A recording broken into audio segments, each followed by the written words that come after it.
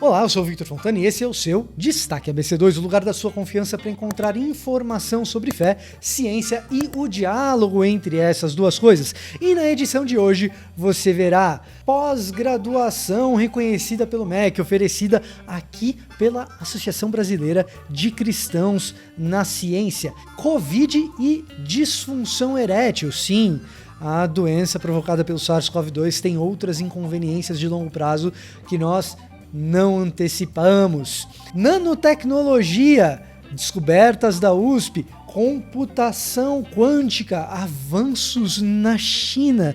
E para conversar com a gente sobre desmatamento, ambientalismo, narrativas ligadas a essas duas coisas, nós recebemos o professor da Universidade Federal de Minas Gerais, Raoni Rajão, professor da cadeira de Gestão Ambiental dentro da Faculdade de Engenharia de Produção. O programa de hoje está imperdível. Vem comigo.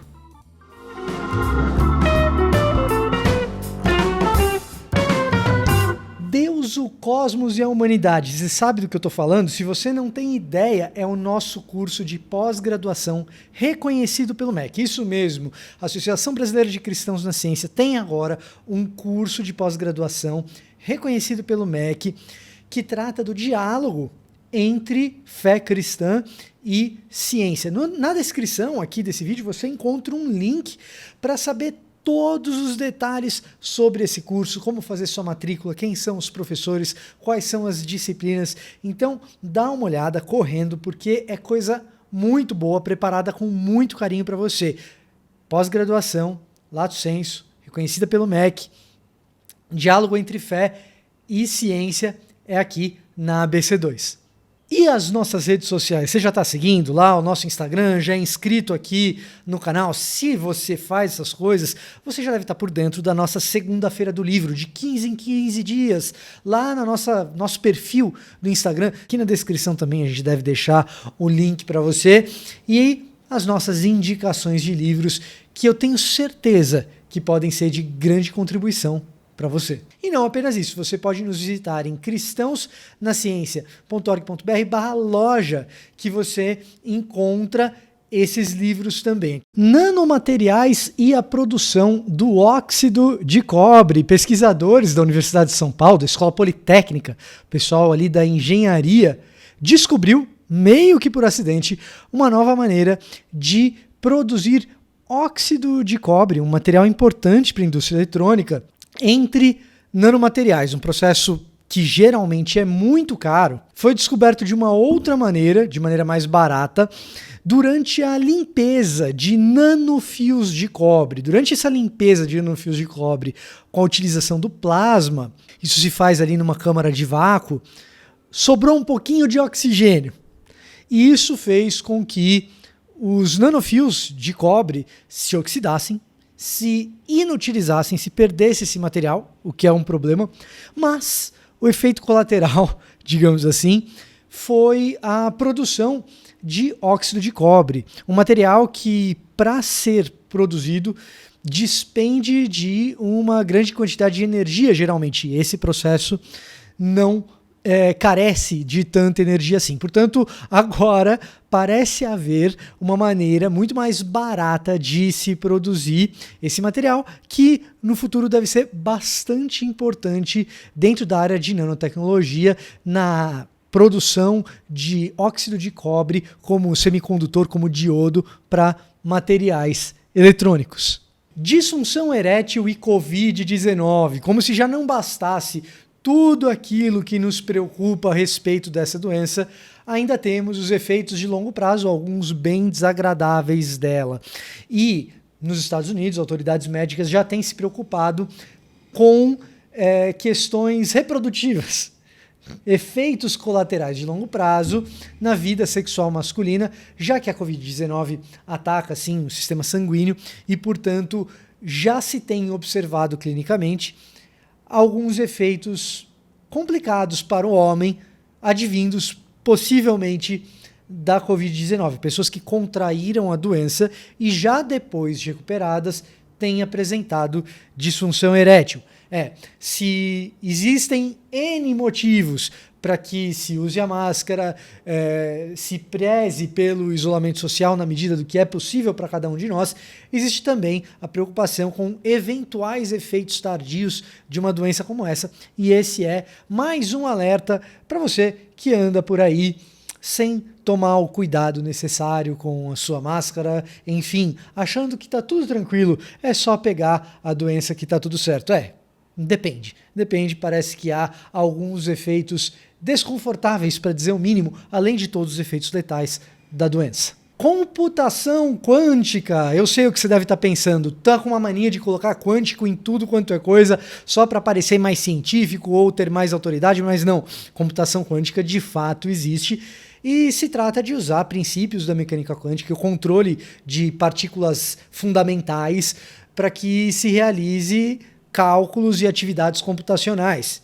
São computadores totalmente diferentes daqueles convencionais que nós temos. E é mais um palco de batalha, de corrida entre Estados Unidos e China. Nessa semana que se passou, foi a China a alegar e divulgar um avanço importante nessa área, por meio do uso dessas máquinas, e nesse caso específico, utilizando fótons para realizar esses cálculos, ou seja, o controle dessa partícula fundamental da luz para a realização de cálculos. A Universidade de Ciência e Tecnologia da China alegou fazer cálculos que seriam necessários 2 bilhões e 500 milhões de anos para serem feitos num computador convencional. Levou 3 minutos no tal computador quântico. Se verdadeiro, isso é um avanço tremendo. Do ponto de vista norte-americano, quem carrega esses avanços é o Google, a Alphabet, a empresa proprietária do Google, nos seus laboratórios lá em Santa Bárbara, e também divulgando avanços recentes no ano passado. Em breve nós talvez vejamos os resultados desse tipo de avanço em algumas das coisas práticas da nossa vida.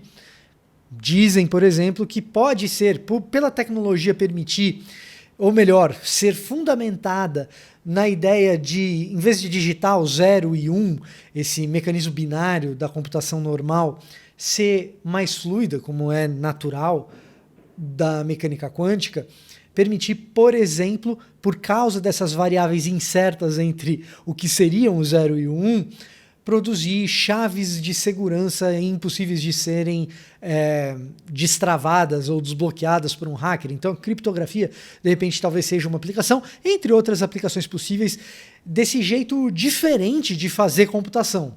É como comparar uma vela e uma lâmpada, comparar aí um computador convencional com o que são esses computadores quânticos, mais um terreno, um território de disputa entre Estados Unidos e China, que tem N territórios de disputa, inclusive a questão ambiental, do desmatamento, e justamente para conversarmos sobre essas disputas a respeito do desmatamento, das questões ambientais, a geopolítica que isso envolve, a construção de narrativas em torno das questões ambientais, nós chamamos professor Raoni Rajão. Ele é o nosso entrevistado de hoje.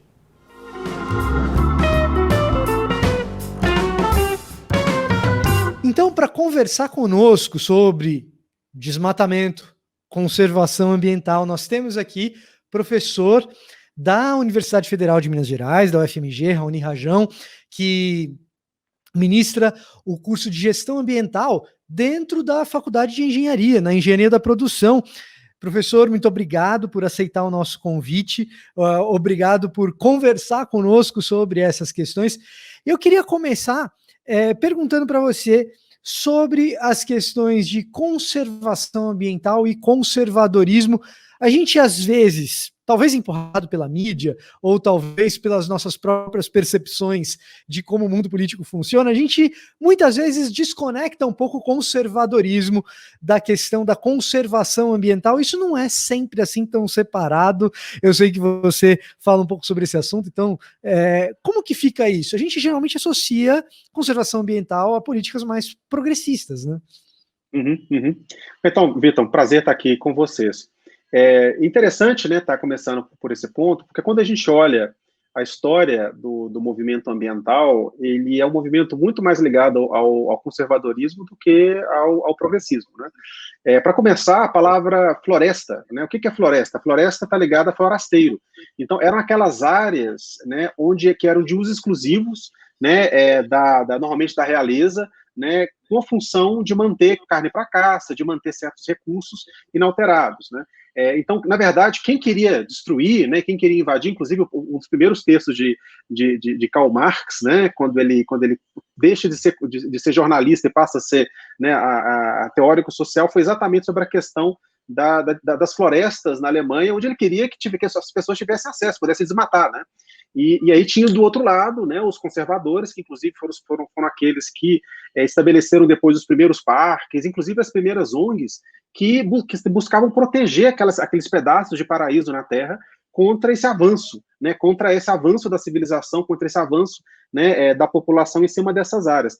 Tanto é que, por exemplo, uma coisa que poucas pessoas sabem, mas se você for ver quem são os fundadores de ONGs ambientalistas famosas, como o WWF ou o TNC, que é The Nature Conservancy, que são aquelas que foram criadas no começo do século passado, você vai ter lá, né, o príncipe Phillips, né, que é o marido da rainha Elizabeth, né, e isso, se você for ver quem criou o Sierra Club e outras ONGs tradicionais dos Estados Unidos, né, você vai ver o John Muir, né, você vai ver o reverendo White, né, que foi inclusive um dos primeiros cientistas da ecologia, né, que ele buscava entender ali, na relação entre seres, né, a beleza da criação divina, e a partir disso, inclusive, veio a noção que depois foi se consolidar na ideia de ecossistema, né? Então existe uma história muito longa disso. É claro que depois, o que a gente tem ali a partir da década de 60, com o movimento contra a cultura, né, com o movimento que questiona o sistema capitalista, né, e como esse sistema capitalista estava destruindo o meio ambiente, isso é muito claro,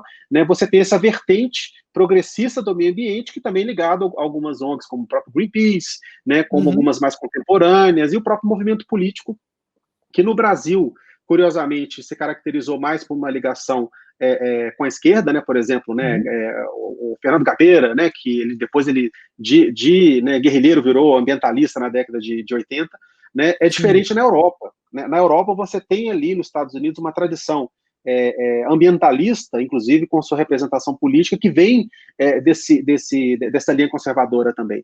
Né? Então é interessante dar esse quadro geral para as pessoas entenderem que é muito mais amplo do que esse branco e preto. Se tornou extremamente complexo, né, professor? O que já foi um dia mais simples, e talvez ali no século XIX existisse uma relação mais simples de preservação e de vontade de exploração, até mesmo para distribuição mais econômica de recursos, talvez fosse mais ou menos essa a ideia de Karl Marx. Com o desenvolvimento do capitalismo do século XX, a coisa se torna mais complexa.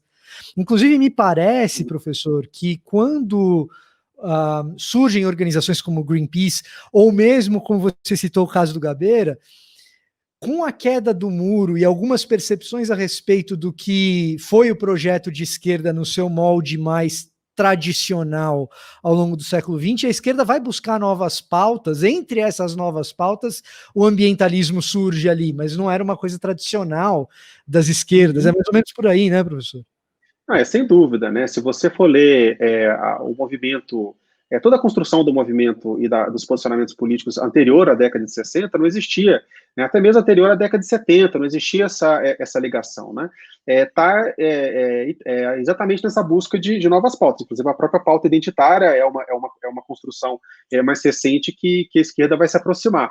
Agora, o interessante é que nos Estados Unidos, e que depois acabou poluindo um pouco o debate no Brasil, existiu uma agenda que não era uma agenda, digamos, nem necessariamente conservadora, era uma agenda liberal na economia, né, que surge ali principalmente na década de 70 e 80, e que se contrapõe ao EPA, né, que é o Environmental Protection Agency nos Estados Unidos, que é poderosíssima, né, muito mais poderosa do que o IBAMA, com a capacidade, né, de comando e controle muito mais forte, e nessa ânsia de desregular, busca, de certa forma, atacar, né, inclusive a própria ciência, né, por trás das decisões do EPA, e aí, para isso, vincula a questão ambiental, a questão da esquerda. É o que nos Estados Unidos, né, esses liberais, né, que estão muitas vezes ligados a grandes grupos econômicos, petrolíferos, etc., eles chamam de melancia, que é o verde por fora e vermelho por dentro.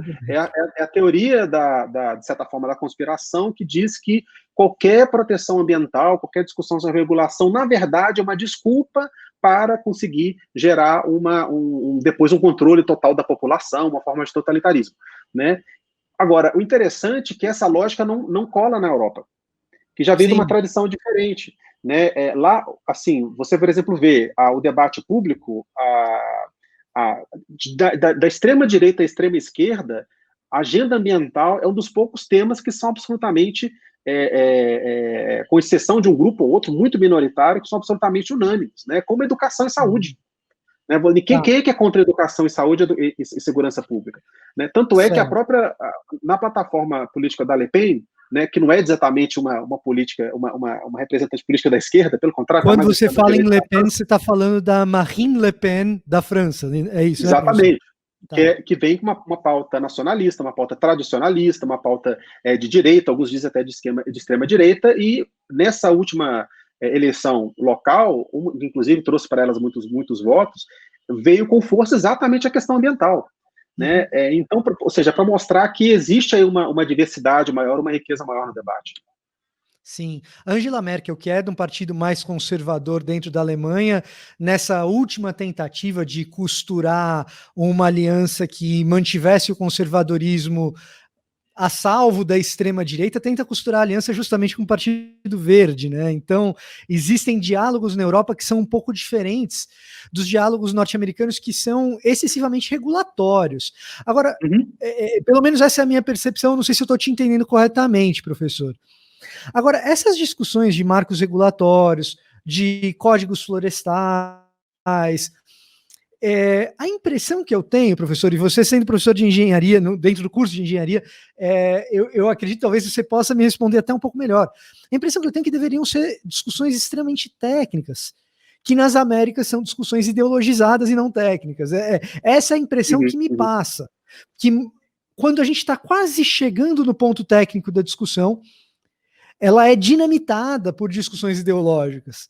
Antes da gente pensar... Porque quando a gente pensa em regulação, muitas vezes a gente está pensando em imposto, a gente está pensando em multa, a discussão deveria ser alíquota, a discussão deveria ser percentual de multa, a discussão deveria ser quais são as questões específicas que levam alguém a ser multado. Todas essas discussões deveriam ser técnicas. E a gente esbarra na ideologia antes e nem chega a discutir os marcos mais técnicos. Isso contaminou a nossa discussão de Código Florestal recente, porque a gente tem um Código Florestal antigo que passou por revisões recentemente, né? Sim. Acaba que é uma discussão que é complexa, mas o interessante é que quando você vê ela historicamente, e em cima principalmente dos fatos históricos, a coisa um pouco se esclarece, né? A discussão do Código Florestal, ela nasce porque você existia toda uma legislação colonial, né, que depois, no começo do século passado, o Brasil deu uma guinada muito forte liberal, né, copiando basicamente os Estados Unidos, e foi um desastre, né, no sentido principalmente da parte ambiental, florestal, e com a percepção do aumento das secas, da falta de matéria-prima. Você tem ideia, né, Belo Horizonte, né, de onde eu sou, né, os grandes palácios de Belo Horizonte foram construídos com madeira pinho de Riga na Letônia. Né? Então, o Brasil importava madeira, importava madeira para fazer estrada de ferro. Né? Imagina, né? Mas por quê? Porque o processo foi tão predatório, foi tão rápido, foi tão descontrolado, que nós não conseguimos gerir esse recurso. Né?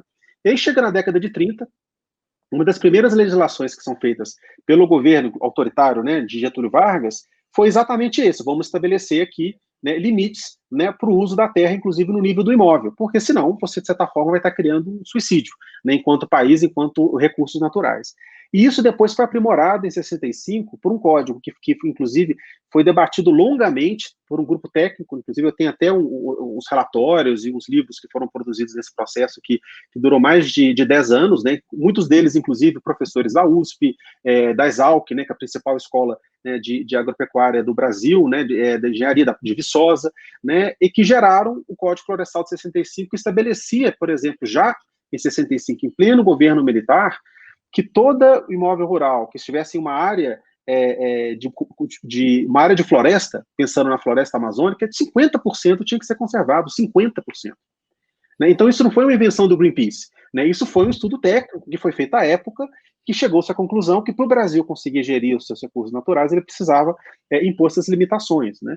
É claro que depois, no decorrer da década de 80 e 90, você tem ali, né, os vais e vens da política, e um momento que existe aí uma reclamação muito grande das pessoas no campo é que o FHC, para dar uma resposta a um desmatamento muito alto na Amazônia naquele ano, de maneira não democrática, aumentou o nível de conservação mínimo exigido na Amazônia de 50% para 80%. Né? E aí, a partir disso, né, você já tinha também ali todo um campo político definido, né, e aí a gente teve essa situação onde houve ali, de certa forma, um debate que devia ser um debate mais técnico, acabou tornando-se muitas vezes um debate ideológico. Agora, o interessante é que é um debate ideológico puxado, onde a separação não é direita e esquerda. Quem enfraqueceu o Código Florestal em 2012, que foi reformado em 2012, onde 58% de todo o desmatamento ilegal feito até 2008 foi perdoado, foi anistiado, foi principalmente uma articulação do PT com o PCdoB. O Aldo Rebelo, do PCdoB, foi o principal articulador do desmonte do Código Florestal, com um argumento nacionalista, que o Código Florestal era algo imposto de fora, sendo que, na verdade, pelo contrário, era uma construção aí, né, de quase 100 anos feitos pelo Brasil. Então, o que existe muitas vezes também é que são leituras da própria lei que são enviesadas, que, na verdade, enfim, ignoram que a construção que nós já tivemos da regulação e com um objetivo específico, muitas vezes, que é enriquecer certos grupos. Num certo sentido, professor, claro que existem os grupos que são absolutamente interessados do ponto de vista financeiro e que não têm qualquer tipo de preocupação ideológica envolvida ou preocupação metafísica envolvida. É meramente uma questão ou de sobrevivência ou de prosperidade própria. Claro que existem grupos assim, muitas vezes eles controlam uma boa parte das bancadas e influenciam, pelo menos, vamos dizer assim. Essa é a parte política.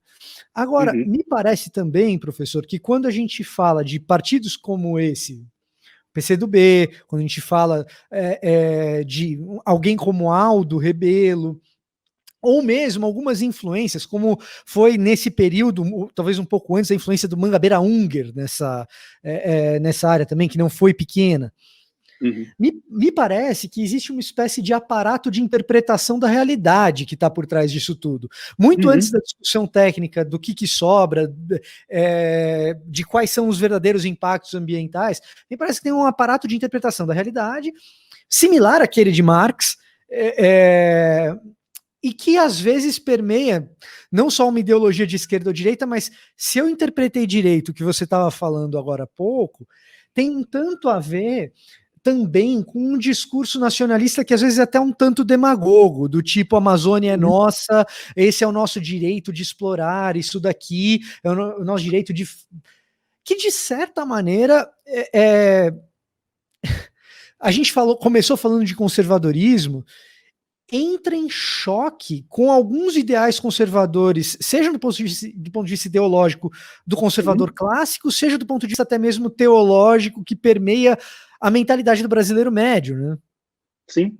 Não, é interessante porque se a gente for entender, né, analisar a questão, por exemplo, do desmatamento e da exploração da Amazônia, qual é o problema principal? Qual é o X da questão? Se você for olhar na latitude que se encontra o centro-oeste do Brasil, né, e parte do sul, com outras regiões no mundo, você vai encontrar o deserto da Namíbia, você vai encontrar o Outback norte-americano, o que faz, inclusive, parte de Minas Gerais, Goiás, Mato Grosso, que são o coração pujante da nossa agricultura, uma das áreas mais produtivas do mundo, é a umidade transportada pela Amazônia e traga para cá. Então, se a gente quer manter isso para as próximas gerações, o X da questão é, vamos otimizar a produção agrícola nas áreas, que são muitas, porque o Brasil subutiliza suas áreas já desmatadas, em vez de desmatar áreas novas, que normalmente são até terras públicas. Agora, como existe ali um debate, como as pessoas, né, muitas vezes aquelas mais politicamente mais expostas, que aparecem mais, e que defendem a questão da floresta, e que criticam a questão do desmatamento, são ligadas a ONGs, são ligadas, algumas vezes são estrangeiros, tudo mais, isso já é trazido como um elemento para construir toda uma narrativa que, na verdade, os traidores da pátria não são aqueles que estão lá desmatando e matando a nossa galinha dos ovos de ouro, mas são aqueles que estão lá defendendo, evitando, inclusive, que uma tragédia ocorra para as próximas gerações. É quase uma inversão de valor, né? E ao mesmo tempo que a gente fica um pouco abismado, é aquela lógica onde trazer, por exemplo, grandes multinacionais para poder entrar nas nossas terras indígenas e levar os minérios, que minério só tem uma safra só, e gerar valor agregado lá fora, é algo de nacionalista, de patriota.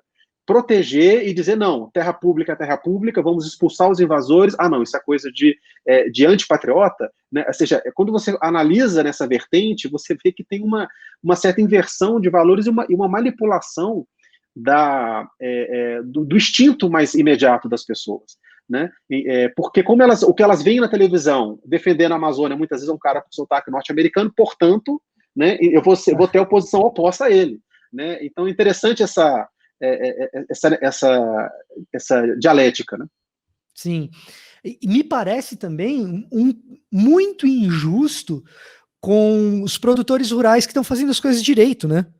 Que a gente tem uma série de produtores rurais e a gente não pode esquecer que a produção rural ela é muito importante para a economia brasileira, ela é fundamental para que o Brasil seja Brasil, para que a gente se posicione do ponto de vista geopolítico, e tem muito produtor rural que sequer está nesse tipo de região fronteiriça com áreas de preservação, e ele acaba levando a culpa por algo que ele não tem absolutamente nada a ver, porque a gente tem aí esse duelo de narrativas.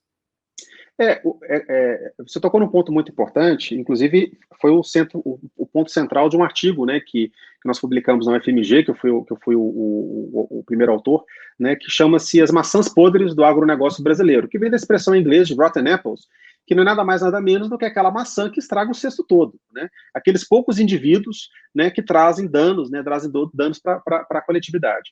Nós escolhemos esse título porque nós chegamos à conclusão que mesmo analisando o bioma Amazônia e o bioma Cerrado, que são aqueles mais ameaçados, que têm um processo mais rápido de desmatamento, somente 10% dos produtores desmatam de modo que nós encontramos evidências de ilegalidade. Os outros 90%, na sua maioria, não desmataram, e dentre esses, tem aqueles que desmataram respeitando a legislação, né?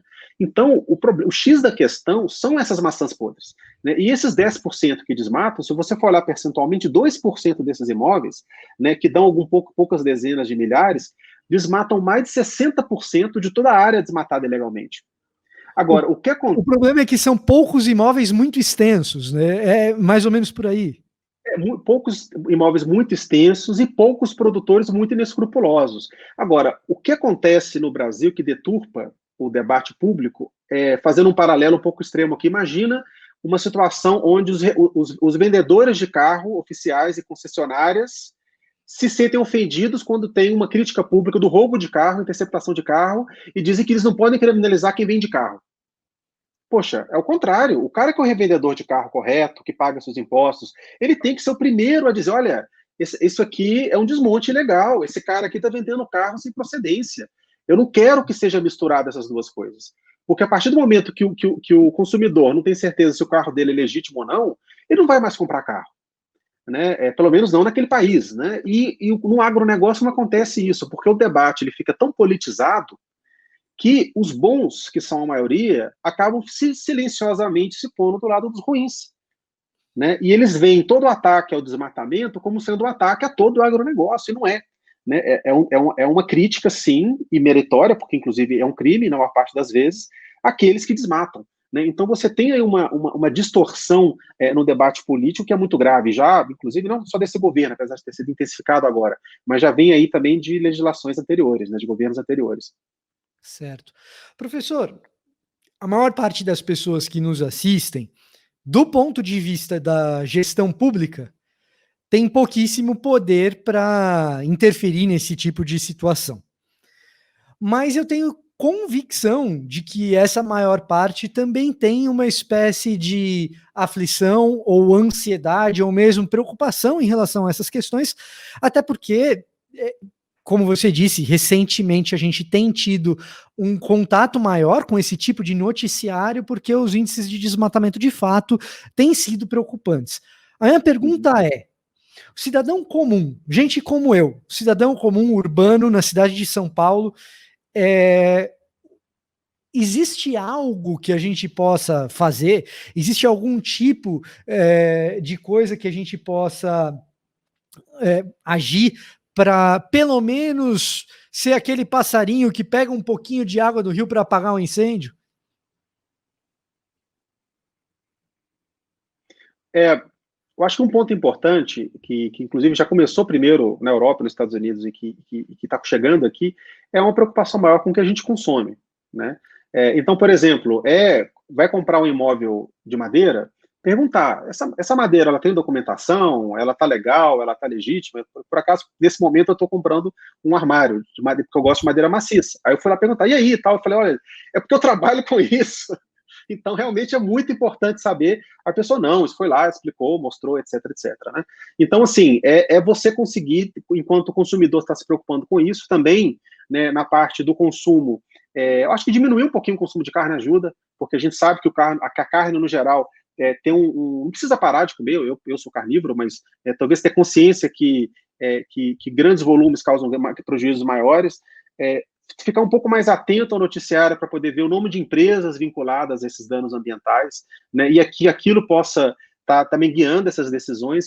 E eu acho que também vem algo que parte da condução como cidadão perante aos representantes eleitos, perante a comunidade, né, perante o debate, inclusive, né, assim, que foi até, inclusive, ao meu ver, algo muito positivo que aconteceu, né, com o Papa Francisco, né, que tomou o tema da questão ambiental como um dos pontos centrais. Eu sei também que várias, né, igrejas evangélicas nos Estados Unidos em particular, e na Europa, na Alemanha, tem um movimento também mais ecumênico que trata essas questões, ou seja, existem vários espaços ali importantes para poder estar debatendo essa questão, porque é basicamente uma questão sobre como que nós vamos cuidar, né, dessa nossa casa, né, que nos foi dada, né, e que nós somos aqui meros passageiros, né, e que vamos passar isso para as próximas gerações. Então é algo que deveria nos preocupar a todos, mobilizar a todos. Para concluir, professor, recentemente a gente tem visto que existem algumas áreas do mundo em recuperação ambiental. A própria China tem dado indícios de uma boa vontade, pelo menos em tese, em relação a reflorestamento e esse tipo de coisa. Para nós aqui no Brasil, aquilo que a gente já perdeu, tem retorno? Tem como retornar? Existe jeito da gente conseguir recuperar alguma coisa? Não, sem dúvida. O interessante é, se você for ver, ao contrário da narrativa política dada por trás disso, os países só tiveram salto de desenvolvimento quando eles pararam de desmatar e passaram por um processo de reversão florestal. Coincidência ou não? Os Estados Unidos, até o final do século, meados do século XIX, era um país que mais desmatava do que restaurava. Desde então, ele recuperou, né, uma parte importante das suas florestas, tanto é que hoje, percentualmente, os Estados Unidos tem mais florestas conservadas, né, mais de 70% daquelas originais, do que o Brasil. Né, inclusive porque isso das áreas florestais. Depois você tem grandes áreas, que são as pradarias, que continuam pradarias. Né, então, que é diferente da formação do Brasil, que já é um país florestal. China, mesma coisa. Teve durante o governo, né, que fez o governo revolucionário, que fez a política do grande salto avanço, né, the Great Leap Forward, né, que era uma política absolutamente predatória, um pouco como, né, as grandes políticas de colonização na Amazônia, né, construindo estradas, desmatando. Foi um desastre ecológico enorme, processo de desertificação fora de controle. Beijing, que nunca teve problema desse tipo, começou a ter tempestades de areia constantes, né, perda, né, de lavouras. Desde então, que praticamente a partir da década de 70, 80, você teve ali algo que é o maior projeto de restauração florestal do mundo. Né? Eles estão restaurando 25% do país.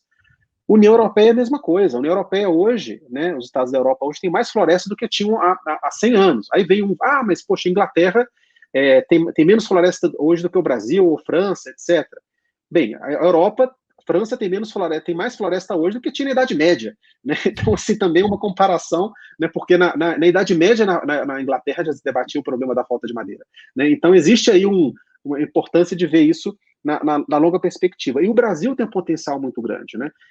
Parte de restauração florestal, até porque como parte de alcançar a legalidade perante o Código Florestal, nós temos aí algo como 20 milhões de hectares que foram desmatados a mais, mesmo com todos os perdões dados pelo Código Florestal, que precisam ser recuperados até 2030. Então, aí temos um dever de casa importante, e depois saber a importância de manter o que tem. Eu não diria que o Brasil não precisa ser 100% floresta, não precisa ser 90% floresta. O que a gente precisa saber e chegar no resultado é como nós vamos manter o que nós temos, essa máquina de produzir chuva, de produzir biodiversidade, de produzir serviços ecossistêmicos para as próximas gerações. Perfeito. Professor, muito obrigado por aceitar o nosso convite, muito obrigado por nos elucidar algumas dessas questões e até mesmo dar algum tipo de luz para a gente em relação a recuperação e mesmo preservação daquilo que nós temos. E obrigado por responder aí rapidamente a nossa demanda, viu? Muito obrigado, Vitor. Foi um grande prazer estar aqui com vocês. E a você que nos acompanha hoje, toda quinta-feira nós temos Destaque ABC2, sempre com temas científicos, discussões em profundidade como essa. Então, fique ligado que semana que vem tem mais.